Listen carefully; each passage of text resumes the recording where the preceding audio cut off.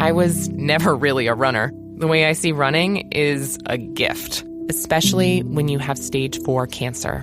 I'm Anne. I'm running the Boston Marathon, presented by Bank of America. I run for Dana-Farber Cancer Institute to give people like me a chance to thrive in life, even with cancer. Join Bank of America in helping Anne's cause. Give if you can at BofA.com/supportAnne. What would you like the power to do? References to charitable organizations is not an endorsement by Bank of America Corporation. Copyright 2025. Hi, and welcome to the 10-Minute Food Truck Training Podcast. My name is Bill Moore. I am a food truck business trainer, author of Food Truck 101, Beginner to Winner, and Food Truck 201, Get Off the Truck.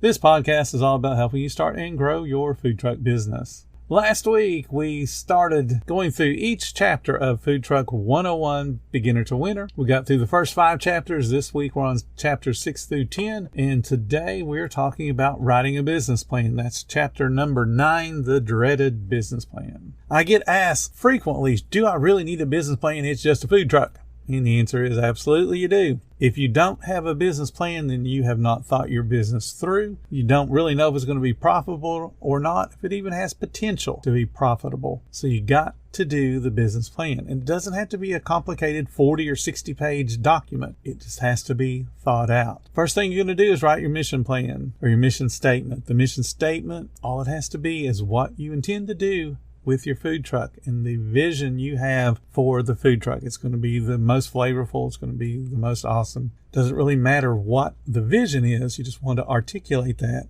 in a way so that people, when you're talking to them about your business, that's what you're telling them. 1 or 2 sentences, and that explains your food truck. Let me give you an example. This is from when we had a food trailer, and it says, the Pirate's Galley will be a unique and positively memorable food vending experience bound by the moral, legal, and ethical standards of our industry. That's 1 sentence. And that says a whole bunch right there. We're going to be unique and positively memorable. And you can look at that in a couple of different ways. You can just isolate the word positively, meaning that we're going to be always upbeat and positive and never negative. But then when you associate it with the positively memorable food experience, now it's going to be an upbeat and very memorable. So it stresses memorable. So you can look at it in 2 different ways. Then the second sentence goes, ensuring that we deliver high quality and delicious food served by a fast and friendly staff in a sparkling and clean environment, and we will support our local community through ongoing charitable donations and volunteer work. That lays out how the business is going to operate, and it hits the key points that I always talk about. Quality, service, cleanliness, and community. Quality deals with the food. Service deals with the staff. Cleanliness obviously is the sanitation. And then community is what you do for the local civic community, the people that are supporting you. And then you in turn support things that are near and dear to your heart. That's all a mission statement is. The next part of a business plan, and this is where people start to panic a little bit because it goes into the narrative part. You're just going to talk about the team and the organization. Real simple. Who's on the team, which would be you, and if you have a partner or a spouse, you're going to list them. If you have a key employee, you're going to list them. You want to explain how the company is organized. Is it going to be a sole proprietorship? Is it going to be an LLC? Is it going to be an S Corp or partnership? You're just going to explain those details. You're going to talk about the background of the company. How do we come up with this idea? How have we developed the recipes? What have we done to get us to the point that we're at today to commit to operating a food truck? And there should be some type of background there. You can't just decide today, oh, we'll buy a food truck and then go out and buy one. The point that you've made that decision to spend the money, you should have put a lot of thought into it. And that's what you're talking about here. What prompted me to believe that I could operate a food truck and what my food's going to be all about. Then you can have a section where you're talking about the guest problem and then your solution. And the guest problem would be that, say, your cuisine is underserved in your area. You have a specific ethnic cuisine that is just absolutely awesome, and there's just not enough other competitors here selling that. You're going to fill that void. Or it could be that you're just going to go to a part of the city where they don't have any food trucks. Or you're going to go to a part of the city where there's not a lot of restaurants and people need that quick and easy food. You're just figuring out what the problem is and you're going to solve it. So you explain what the problem is and how you will solve it with your food truck. Then you're going to have a section in your business plan on the products. Just list everything that you've talked about, or everything that we have talked about in chapter 2, which was all about your menu. List all your products and get into a little bit of details about them. You know, you might be using fresh baked buns. Where are you getting those from? You might be using locally sourced meats. Where are you getting that from? You want to talk about the menu and really talk about what it's going to deliver discover that makes you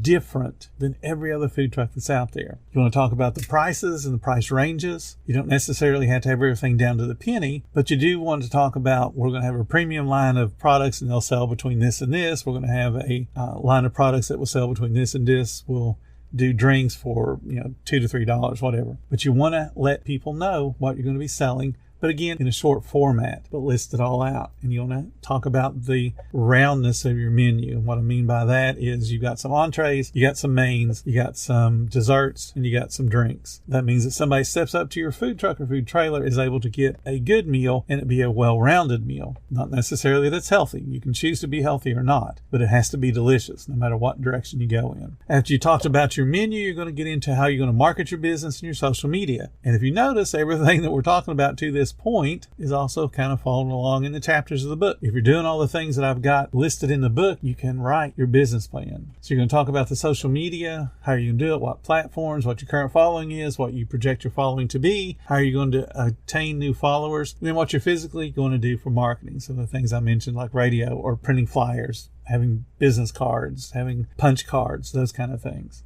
Then you're also going to talk about your competition.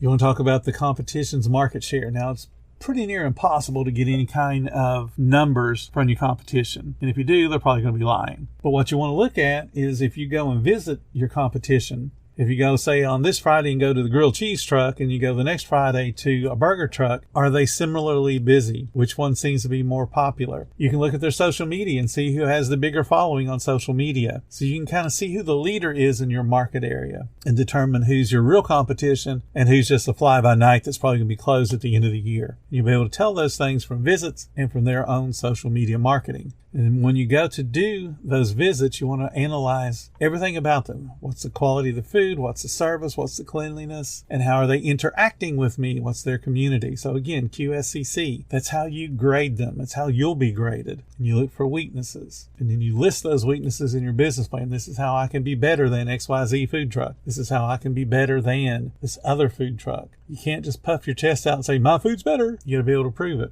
We will use locally sourced ingredients. We will have speed of service, and I will monitor the speed of service so that I can beat this other truck that's taking 20 minutes to get a burger out, and I can do it in 7 or 8. And then you prove that by having those timing mechanisms in place. And then the hard part about the hardest part for a lot of people is doing the projections, doing the math. And I like to do it as simply as possible. I like to build from the ground up. So when we're talking about a projection, how much money can I actually make in the business? We're going to talk about first your break-even point. The break-even point is when you have paid all the bills. And then every dollar that comes in beyond the break-even point is partially profit. The only thing that's not profit out of that dollar is paying for the food and the labor that it took to build that particular sandwich or that particular dollar. So once you have that break-even point number, you're going to translate that into how many guests does it take. So let's say that you do your break-even point and you determine that you need $600 in sales per day to pay all the bills, and you can pay yourself out of that. That's perfectly acceptable to have a salary built into your break-even point for yourself. I want to take away the excuse, I've been doing this 3 years and I ain't made no money yet. Well, that was your choice. So you have that break-even point, including paying yourself a salary. And that break-even point, again, pays for all the bills, and you determine what that daily number is. Let's say it's 600.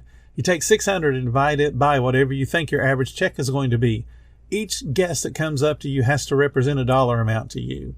Just for ease of math, let's say that your average check is $15. So 600 divided by 15 means you need 40 people coming to your food truck every single day to be able to pay all the bills and to be on the side of profit. Now, of course, your goal is to make more than that. You want to be able to have profit and pay yourself bonuses and pay your staff bonuses. You want to have money to reinvest back into your business. But you know it takes 40 people a day. That's the minimum. So that's your basis. I need 40 people coming every single day. Otherwise, I don't really have a business. I have a hobby. Then you're going to think of how many people can I reasonably handle with my food truck. The very first goal I tell everyone to work towards is to be able to take one order every minute. Okay, so that's 60 people an hour. Now, most food trucks aren't going to be able to hit that, especially right off the bat, because they have limiting capacity on cooking and holding, and that's okay. I can get into how to train people, but that'll make this video be about 2 hours long. But the point is, you got to know what the minimum number. In my example, 40 guests coming a day. If you're open 4 hours a day, that means you only need how many people? 10 per hour. And remember, my goal for a food truck is to be able to serve 60 people an hour. So you're well under the potential. 10 people an hour is not a whole lot of people. So what if you can move it to 15 and then you can make more money on that? And now you have profit. You're on the profit side. So the business plan is based on what can you reasonably handle. Is it 15 an hour? Awesome. Now you got a number you can put in projections. And then everything else is just a function of all the expenses you've been listing all through the book, your food cost. So I talk about on some of the spreadsheets that I make available to you guys that are in the book, the break-even point, how to figure your propane usage, how to figure your gasoline consumption on the generator. Talk about all those different expenses. And then the numbers now are not mysterious. They're not guesses. It's all based on what I need to be able to make money. I need 10 people an hour, the 4 hours I'm open, or 15 people an hour, or 20, whatever that number is. Once you know it, you got to focus on making it happen. That's all a business plan is. But if you don't have a plan, guess what you're doing? You're crossing your fingers and hoping enough people come today that you'll have a little bit of money left over to buy stuff for tomorrow to serve tomorrow. And that's not a business. That, my friends, is a hobby. Thank you so much for listening to the 10-Minute Food Truck Training Podcast. If you're finding all the information helpful to your business, please become a monthly supporter of the podcast. Just hit the support button or follow the link in the description. Every little bit does help keep us going. Join our Facebook group. It's called Food Truck Training. We have a whole bunch of awesome members at all different levels, from brand new beginners to decades-old veterans. They've all got your back when it comes to helping you with your food truck. And again, thank you for listening. Come back tomorrow because you know I got plenty more to say when it comes to helping you and your food truck business grow.